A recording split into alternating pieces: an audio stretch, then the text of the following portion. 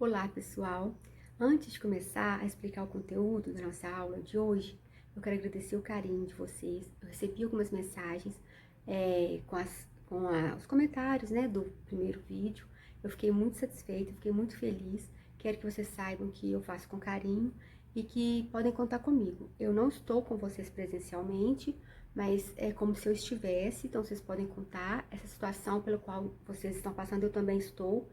É um desafio para todos nós e quero que vocês saibam que eu estou aqui, vocês podem contar comigo, pode mandar e-mail, pode mandar WhatsApp. O que eu puder fazer para contribuir, né, para a gente passar por essa fase de uma forma mais fácil, menos, né, difícil, eu vou fazer, tá bom? Em relação a alguns comentários, por exemplo, que a resolução do vídeo, eu vou melhorar isso. Em relação a eu falar rápido, realmente eu falo rápido, eu vou procurar falar mais devagar. Vou procurar também disponibilizar os conteúdos para vocês, os slides, para vocês já terem acesso. E talvez a aula de hoje, ela dure, dure mais, porque nós vamos tratar de mais artigos, né, em relação à aula passada.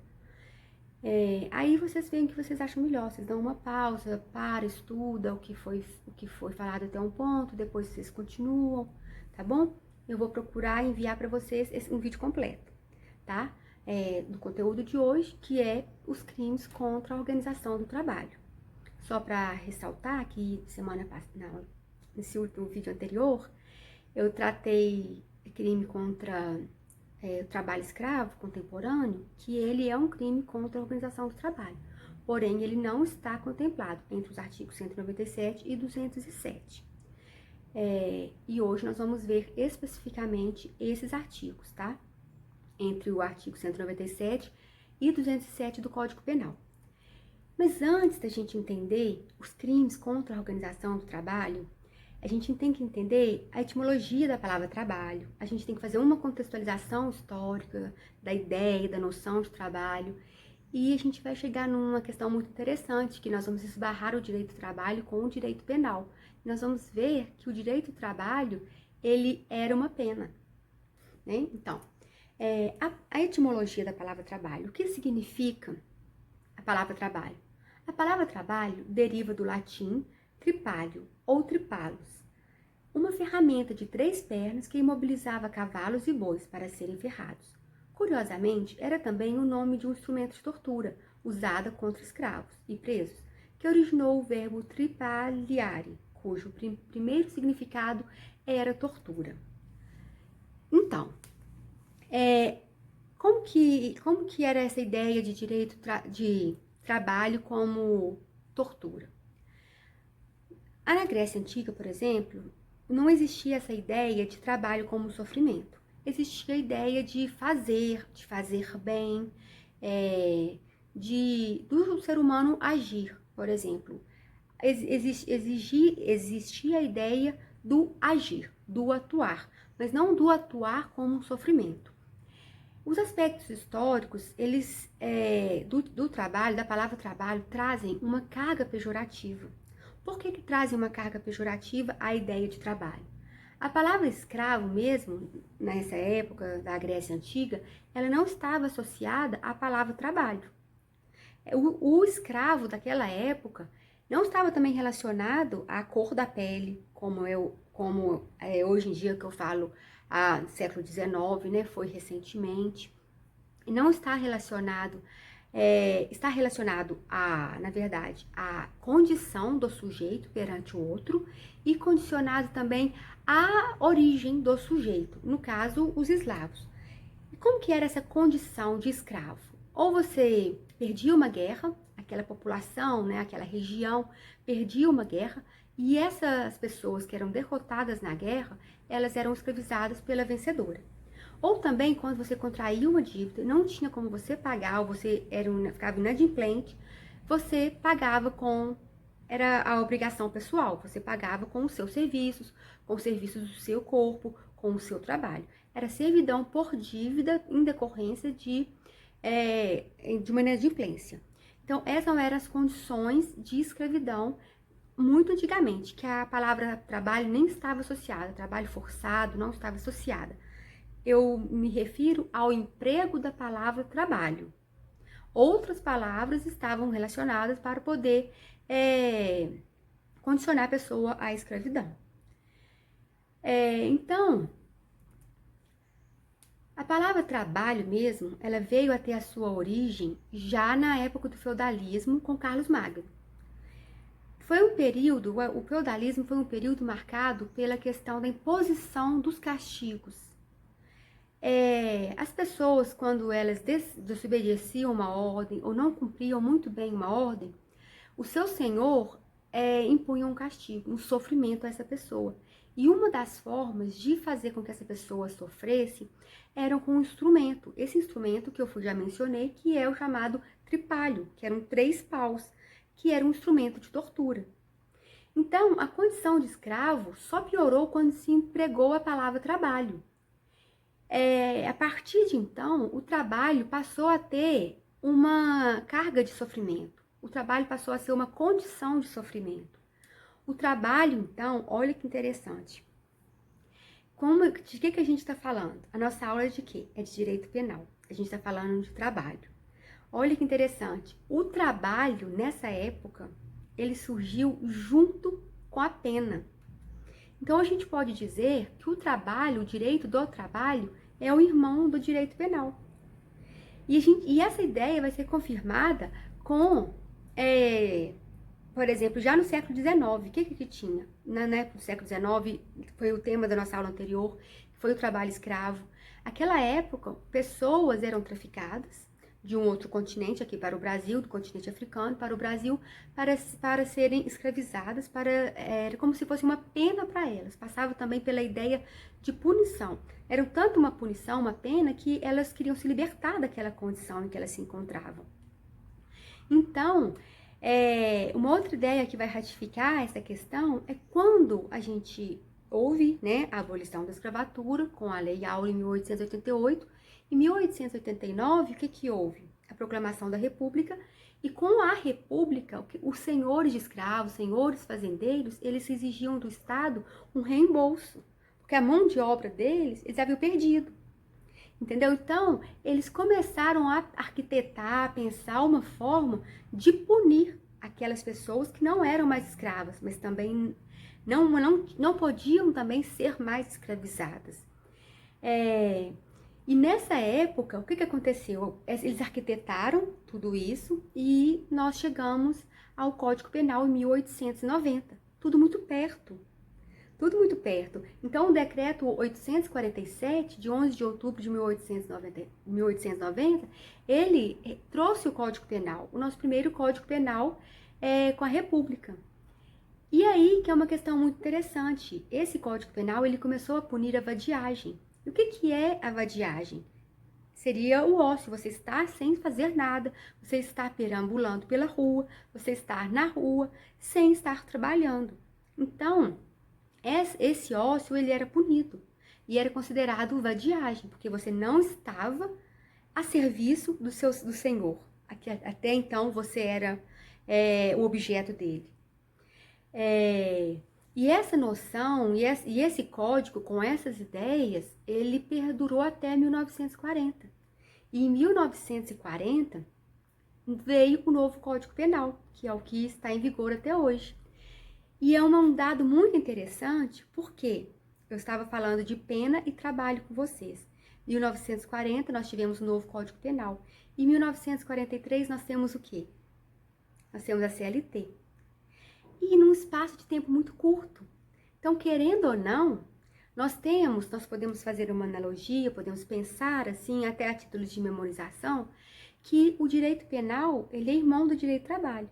O direito do trabalho como se fosse o irmão que nasceu primeiro, porém ele é mais fraco, e aí ele tem o irmão do meio, que é o direito penal, que vem com força para poder resolver tudo, como se partindo do pressuposto que já não tivesse sido resolvido com o direito do trabalho. E depois a gente tem um outro irmãozinho, que ele é o mais novo, e ele é o mais forte de todos, só para a gente contextualizar, que tudo isso acontece aos olhos dele, com ele, que é o direito econômico. O direito econômico, apesar de ser o filho, o irmão, né, mais novo desses três, ele é o mais poderoso. E isso vai trazer consequências. Por quê? Hoje em dia, eu quero trazer para vocês essa reflexão. Hoje em dia, em plena pandemia, nós temos a campanha Fique em Casa. E por outro lado, nós temos também uma pressão muito grande para voltar ao trabalho. E nós temos uma fala, né? Muitas pessoas vão morrer? Vão. E daí? Então, o que a gente pode pensar a partir desse contexto? Não é para a gente tirar nenhuma conclusão, mas só para a gente ver a ideia do trabalho como uma punição para o ser humano. Entendeu? E muitas vezes, quando o trabalho ele é exercido pela maior parte da população, ou o trabalho que eu falo, a classe trabalhadora ela é formada por maior parte da população. Quando você coloca para essa classe de pessoas vulnerabilizada pelo sistema econômico, que ela tem que voltar a trabalhar, mesmo colocando a sua vida em risco, poderíamos pensar, seria uma criminalização de determinada classe? Seria uma criminalização da pobreza? São só questões para a gente refletir mesmo. Uma outra reflexão que a gente vai chegar à ideia da relação trabalho e pena, que é quando há a possibilidade de cumprimento de pena por meio de trabalho. Tá vendo como que o trabalho e a pena, elas caminham juntas? E depois também, com a evolução do direito do trabalho, o direito do trabalho virou um direito, né? O trabalho se tornou um direito regulamentado e até mesmo para quem está cumprindo pena, ter um trabalho ou exercer um trabalho enquanto cumpre pena é um direito. Em relação a esse tema de direito de trabalho e pena, eu vou trazer para vocês um autor russo que ele chama Eugênio Passucanes. Eu pronuncio dessa forma, mas vocês vão encontrar literatura sobre ele, sobre pena e trabalho. É um autor que trata muito bem disso, para fins assim de uma leitura complementar. Então, e a gente está aqui no título, né, do capítulo Crime contra a Organização do Trabalho. Por que não é crime contra a liberdade do trabalho? Por que é contra a organização do trabalho? Porque o direito penal, ele tem interesse em regulamentar a organização do trabalho. Qual que é o interesse do direito penal? E qual que é a sua proposta para regulamentar o direito penal, o direito do trabalho? Será que as leis trabalhistas, por si só, não conseguem administrar as questões trabalhistas? As questões, os litígios, as dissidências decorrentes das relações trabalhistas? Quando eu me refiro a essas palavras dissidente e litígio, não são nas palavras do sentido processual, não. São no sentido mesmo de conflito de interesses. Será que a relação do trabalho não consegue, o direito do trabalho não consegue resolver isso? Precisa chamar o direito penal? Qual que é a relação? Porque o direito penal tem interesse nesse tema. Existe um autor, ele chama Francisco Campos, vocês já devem conhecer. Ele entende que a abordagem do direito do trabalho pelo Código Penal é um tipo de fascismo, é uma característica do fascismo. Então, é um outro ponto para a gente pensar. É claro que existem críticas a esse pensamento dele, mas é um pensamento assim, o trabalho, o que significa o trabalho, qual é o sentido do trabalho para o homem, por que tem que estar relacionado a um crime, a uma pena. Então, feitas essas considerações, né, introdutórias, vamos começar a estudar o artigo 197. O artigo 197, atentado contra a liberdade de trabalho. Constranger alguém mediante violência ou grave ameaça. 1.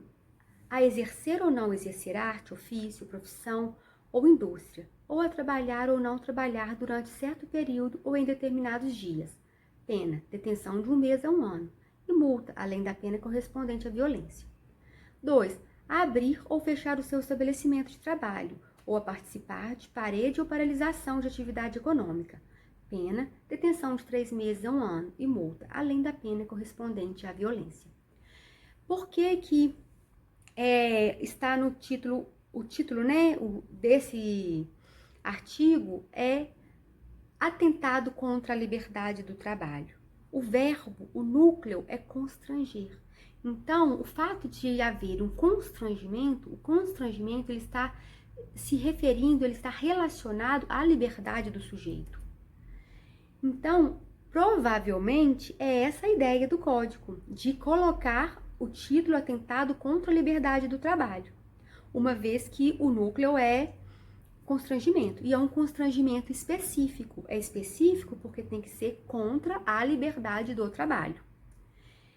Um exemplo que a gente pode ter é a milícia ou o tráfico em comunidades, por exemplo, favelas, elas determinarem o fechamento de comércios por algum motivo específico. Vamos supor que alguma pessoa daquela comunidade faleceu e eles querem ficar de luto e determinam que aquelas pessoas fechem o seu comércio. Isso é um exemplo do artigo 197. E é importante ressaltar o elemento subjetivo, que é um dolo, mas contra a liberdade de trabalho. Então, nós temos elementos subjetivos, dolo mais contra a liberdade do trabalho. O artigo 198, ele dispõe o seguinte, que é um atentado contra a liberdade de contrato de trabalho e boicotagem violenta.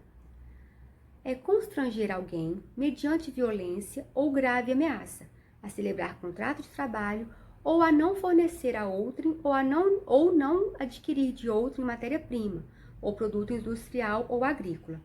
Pena, detenção de 1 mês a 1 ano e multa, além da pena correspondente à violência. Então, eu quero que vocês ressaltem aí, destaquem a palavra no título, liberdade, e no caput, constranger. O artigo 198, então, ele traz um outro elemento, que é mediante violência ou grave ameaça. A gente tem que estar atento para esse elemento do tipo, que é o mediante violência ou grave ameaça. O 199, ele também traz liberdade, constrangimento, também traz mediante violência ou grave ameaça. Atentado contra a liberdade de associação, constranger alguém mediante violência ou grave ameaça, a participar ou deixar de participar de determinado sindicato ou associação profissional. Pena, detenção de 1 mês a 1 ano e multa, além da pena correspondente à violência. O artigo 199, na sua parte final, ele traz a participar ou deixar de participar de determinado sindicato ou associação profissional. O que nós temos em mente quando a gente lemos essa redação do artigo 199? A gente tem em mente a Constituição, o seu artigo 8º, inciso 5º. É livre a associação profissional ou sindical, observado o seguinte: ninguém será obrigado a afiliar-se ou a manter-se filiado a sindicato. Então, esse tipo penal, ele tem uma relação com o que está previsto na Constituição. Nós vimos, então, 3 modalidades de constrangimento. E nessas 3 modalidades de constrangimento, o tipo penal é aberto, devido aos elementos contidos no tipo, os elementos normativos, contidos nele, na redação. São crimes materiais, plurissubsistentes, pluriofensivos e comuns. O fato de eles serem plurissubsistentes, vocês sabem que eles podem ser praticados por mais de um tipo, né? E pluriofensivos porque ele pode ofender mais de um bem jurídico. O artigo 200.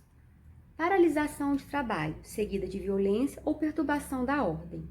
Participar de suspensão ou abandono coletivo de trabalho, praticando violência contra a pessoa ou contra coisa. Pena, detenção de 1 mês a 1 ano e multa, além da pena correspondente à violência. Parágrafo único. Para que se considere coletivo o abandono de trabalho, é indispensável o concurso de, pelo menos, 3 empregados. Vamos para o artigo 201, paralisação de trabalho de interesse coletivo. Participar de suspensão ou abandono coletivo de trabalho, provocando interrupção de obra pública ou serviço de interesse coletivo. detenção de 6 meses a 2 anos e multa. O bem jurídico tutelado é a organização de trabalho, são as pessoas e coisas. Então, nós podemos ver ali que também o bem jurídico também coisas. Coisas, objetos. É um crime plurissubjetivo. Por que ele é plurissubjetivo? Porque ele vai ser cometido por várias pessoas, não só por um sujeito. Então, apesar da doutrina ser omissa nesse aspecto, a gente vai perceber que o cometimento ou a prática dos verbos, a conjugação dos verbos contidos nesse tipo penal, tem que acontecer com várias pessoas e não só com um sujeito. No caso, quem seriam essas várias pessoas? O sindicato, pode ser aquela classe trabalhadora. Então, esses artigos, eles se referem a lockout, greve, e não tem como a gente fazer greve, lockout com uma pessoa só. Agora, eu quero destacar também que a greve a que eu me refiro é aquela greve ilegal, quando ela não é permitida. Por exemplo, a greve por dos serviços essenciais, dos trabalhadores de serviços essenciais.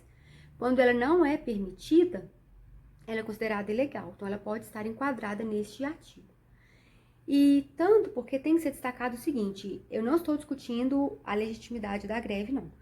Tanto porque a liberdade de trabalho é de acordo com as condições que foram combinadas no início da contratação. Então, se as condições mudam, dá o direito aos contratados, né, a reivindicar o cumprimento das cláusulas trabalhistas, das cláusulas do contrato de trabalho. Vamos observar o artigo 202. Invasão de estabelecimento industrial, comercial ou agrícola. Sabotagem.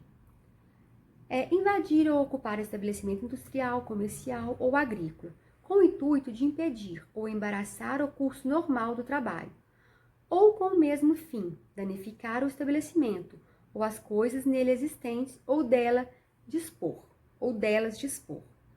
Pena, reclusão de 1 a 3 anos e multa. Então, gente, o que é importante esse artigo? Inclusive, esse artigo, ele é muito importante, como todos os outros artigos, como todo que a gente estuda, como a vida é importante. Esse artigo, ele é muito importante porque a gente tem uma outra lei que a gente tem que ter muito cuidado. Esse artigo 202, ele traz, né? Invadir ou ocupar estabelecimento industrial, comercial ou agrícola e tal.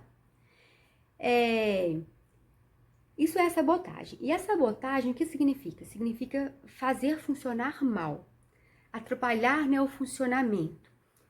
Desde que, para estar, né, enquadrado neste artigo, desde que não queiram causar pânico. Desde que não queiram causar pânico. Por que será? Porque se houver a intenção de causar pânico, uma coisa muito delicada pode acontecer, uma coisa grave, que seria o enquadramento na lei de terrorismo. Aí vocês vão falar, nossa, Ana Paula, agora você pegou pesado, você exagerou, hein? Tudo bem, falar que trabalho escravo persiste até o século XXI e tal, mas falar de terrorismo, de greve, lockout, como assim? Porque a Lei 13.260 de 2016, nós sabemos por todo o contexto, né, em que ela foi criada, tal, ela traz em seu artigo 2º o seguinte: o terrorismo consiste na prática, por um ou mais indivíduos, dos atos previstos nesse artigo, por razões de xenofobia, discriminação ou preconceito de raça, cor, etnia e religião, quando cometidos com a finalidade de provocar terror social ou generalizado, que é o pânico que eu falei, expondo a perigo pessoa, patrimônio, a paz pública ou a incolumidade pública. Bom, gente, vamos analisar o que está no caput desse artigo. Prática por um ou mais indivíduos dos previstos nesse artigo, por razões de xenofobia e discriminação. Bom, discriminação. O que essa lei entende por discriminação? Preconceito. O que ela entende por preconceito? Expondo a perigo pessoa, patrimônio, a paz pública ou incolumidade pública. E o seu parágrafo primeiro, ele traz os atos, são atos de terrorismo. Sabotar o funcionamento. Qual que é a palavra do artigo que a gente tinha visto? Sabotagem. A lei de terrorismo, ela traz o verbo sabotar o funcionamento. Qual que é o núcleo? Funcionar ou funcionamento. O que eu tinha falado antes? A sabotagem. Sabotagem é fazer funcionar mal.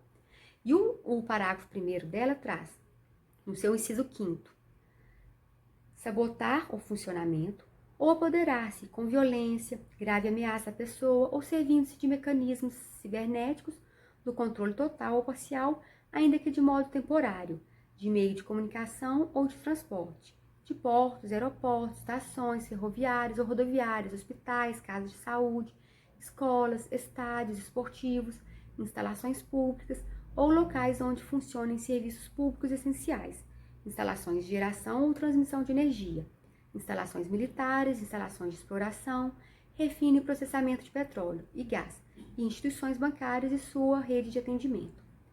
Prestem atenção agora na pena. Reclusão de 12 a 30 anos, além das sanções correspondentes à ameaça ou à violência.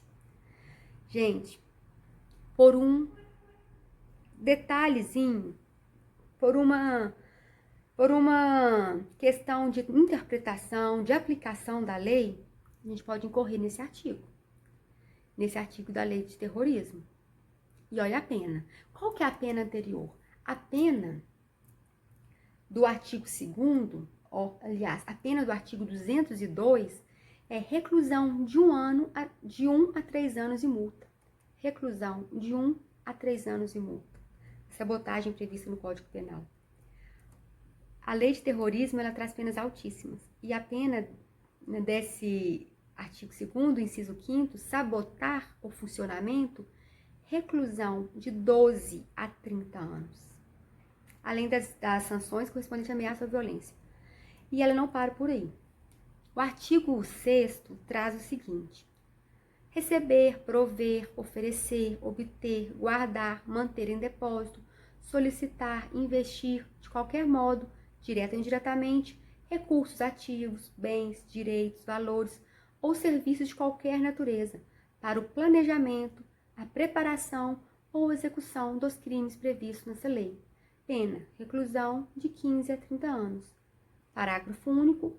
Incorre na mesma pena quem oferecer ou receber, obtiver, guardar, mantiver em depósito, solicitar, investir ou de qualquer modo contribuir para a obtenção de ativo, bem ou recurso financeiro, com a finalidade de financiar, total ou parcialmente, pessoa, grupo de pessoas, associação, entidade, organização criminosa que tenha como atividade principal ou secundária, mesmo em caráter eventual, a prática dos crimes previstos nessa lei. Então, tá vendo como que esse artigo 6º ele já traz um tanto de ações, um tanto de verbo? Como que a gente vai, por exemplo, participar de protestos, manifestações, reivindicações, com todo o cuidado para não cair nessa lei. Tem que ser com muito cuidado, porque qualquer coisa pode ser interpretada que eu estava, por exemplo, a depender do que eu estiver carregando, que eu estiver guardando ou mantendo, oferecendo, sabe, recursos, bens, sabe, de qualquer natureza, Então, é para chamar a atenção de vocês, porque é um tema realmente muito importante e delicado. E vocês vão falar assim para mim: ah, mas Ana Paula, há uma diferença nessa lei, do Código Penal para a lei de terrorismo, e há uma enorme diferença. A diferença é a intenção do sujeito. A intenção do sujeito, né?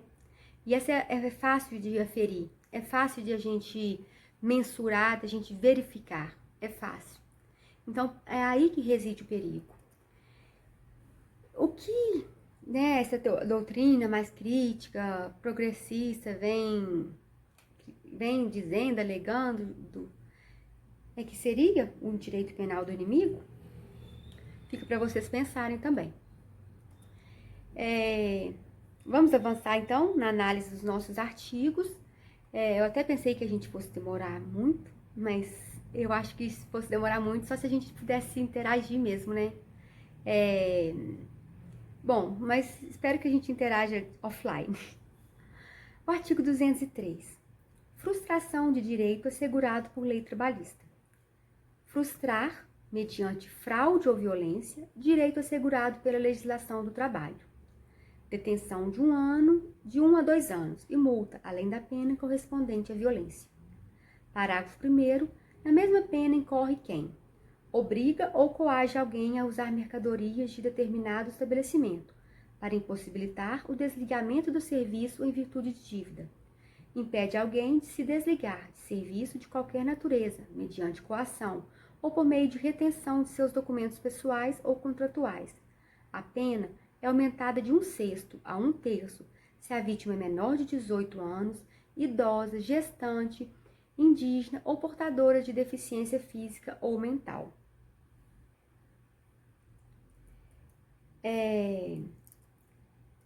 A crítica a que se faz a esse artigo 203 é o seguinte, a mesma que a gente fez no início sobre o direito do trabalho não conseguir resolver suas próprias questões. Será necessário mesmo a gente trazer o Código Penal, o direito penal, para resolver uma questão do direito do trabalho?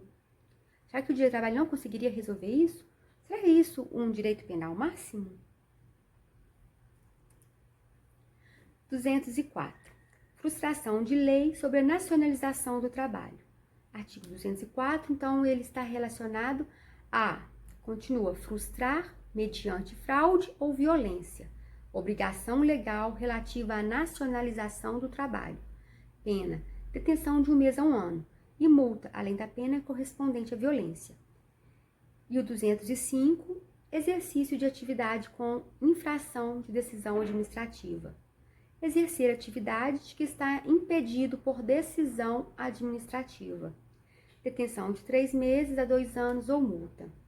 Então, eu quero chamar a atenção para vocês também do artigo 205, porque ele traz exercer atividade de que está impedido por decisão administrativa.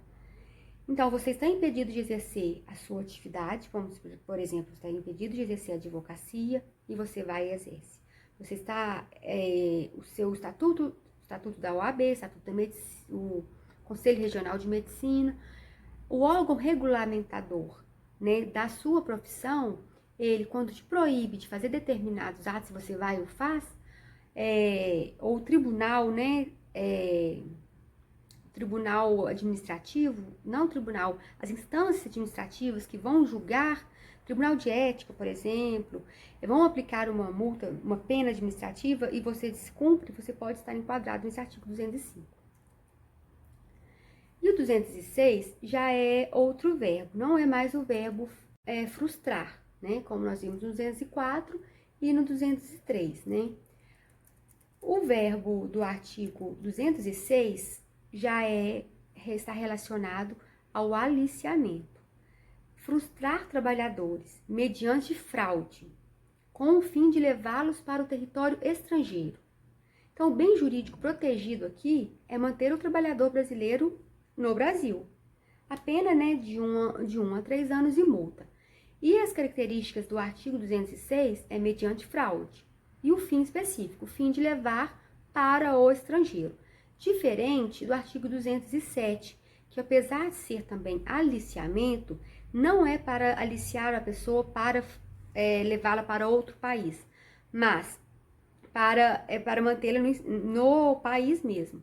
207 ele já traz o verbo aliciar, e aliciar é diferente de contratar. Aliciar trabalhadores com o fim de levá-los de uma para outra localidade dentro do território nacional. E aqui percebam que não exige fraude, como está previsto no artigo 206, mediante fraude. O 207, ele não traz fraude, mas a gente vai ver no seu parágrafo 2º que ele traz as pessoas que possivelmente podem ser vítimas desse artigo. Vamos lá. Primeiro, a pena, né, a detenção de 1 a 3 anos e multa. Parágrafo 1º, incorre na mesma pena quem recrutar trabalhadores fora da localidade de execução do trabalho, dentro do território nacional, mediante fraude ou colaboração de qualquer quantia do trabalhador, ou ainda não assegurar condições do seu retorno ao local de origem. A pena é aumentada de 1/6 a 1/3 se a vítima é menor de 18 anos, idosa, gestante, indígena ou portadora de deficiente física ou mental. Então, o bem jurídico protegido é manter o equilíbrio da oferta da mão de obra no Brasil. O modus operandi, que é o aliciamento, ele consiste, por exemplo, um exemplo que a gente vai dar, é de usar nomes de grandes empresas para enganar a pessoa. Falar que vai contratá-la, eu vou te contratar para trabalhar numa multinacional, lá na Europa, nos Estados Unidos, e o contrato é certo, a vaga é sua, só que antes eu preciso de um adiantamento, um valor para poder providenciar seus documentos e tal, e aí já pede a pessoa um adiantamento, a pessoa iludida ou naquele ânimo, na vontade, né, de sair do país, ou de ir para um outro lugar onde ela entende que as condições de vida são melhores, tal, ou por qualquer razão que ela queira ir, ela pode dar esse dinheiro, ela pode pagar, acreditando que é para resolver os documentos dela, para solicitação de visto, e na verdade é uma fraude, na verdade está enganando a pessoa. Então, aliciar consiste em enganar uma pessoa, em levar uma pessoa para uma armadilha. O aliciamento é uma armadilha. Então, e esse verbo, esse artigo, ele traz o verbo aliciar. Agora eu pergunto para vocês também. O artigo 171 do Código Penal, ele não resolveria essa questão? Então, fica para reflexão e para vocês trocarem ideias comigo sobre isso. Numa outra oportunidade que eu vou delimitar para vocês algumas atividades para vocês fazerem, mas essas são a título mesmo pra gente já pensar e discutir a matéria, tá bom? Por hoje é só. Eu espero que eu tenha atendido também ao conteúdo. Qualquer coisa vocês falam que a gente dá uma complementada, tá bom? Um grande abraço para vocês e até o nosso próximo encontro virtual.